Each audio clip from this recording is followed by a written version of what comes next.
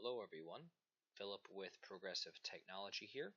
I'm the Business Development Manager at Progressive Technology. We are an IT managed services and consulting organization, and we are wrapping up the last video topic in our cybersecurity user best practices user YouTube series, so to speak.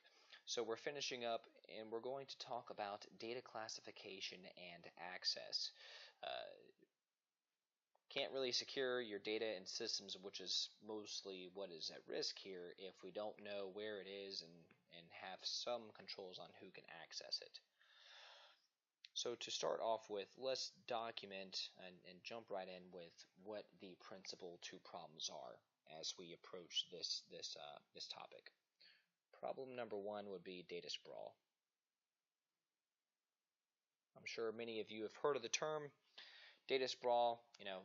To put it into context, I want to have access to these files and these systems, and I want it to be convenient, so I have it on my work desktop and my personal desktop and this flash drive and this cloud file storage place and this server. You get the picture. We want it everywhere, and so you have copies and copies and copies of data. It makes it that much harder to secure. Second problem is ease of access.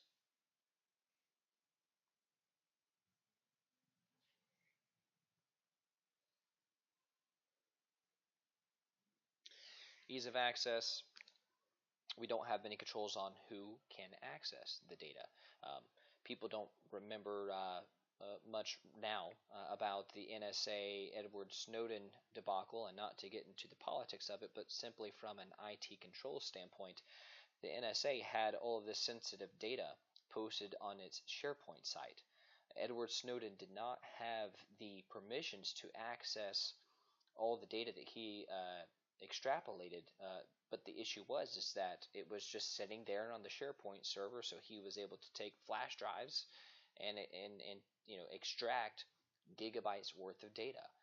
We need to make sure we have data controlled on who can access it, and right now with small businesses, we don't. Furthermore, we as small businesses don't really have any kind of data classification and management protocol process.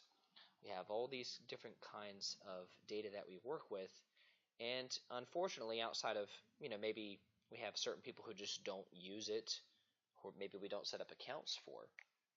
But aside from those basic controls, we have no formal process for classifying data, and no formal controls to regulate who has access and what we do with this data. So you could be working with stuff like social security numbers of your employees. You could be working with patient health information of your employees. You could be working with 401k information, financials, right? Projections, reports, all those sensitive things. Customer databases, put DB, customer databases.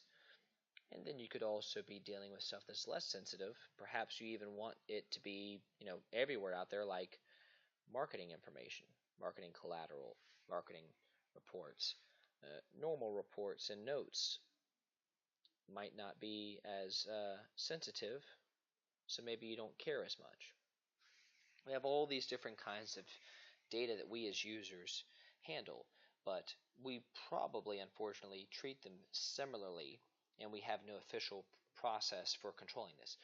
This video is for you as a user, but it kind of bleeds over into not only how do we comply with and stick with the process that's in place. This is kind of a business level conversation about how do we create this process, because it's not very likely that most small businesses, including the one you're working for, have this fully built out. So that's what this video is for. It actually doesn't have a whole lot to do with IT. It has a lot to do with how your business wants to run its data. What we'd recommend to you as just a best practice is to set basic categories. If you don't have any specific regulations that kind of force you to follow a certain system, so I'm going to write here at the bottom, regulations could be at play.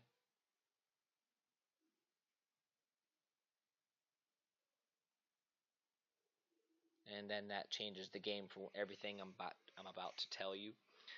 But if you don't have any kind of regulations that make you comport to a certain standard, here's an easy way you can start when you're thinking about how we put some classification and organization around all these different kinds of data.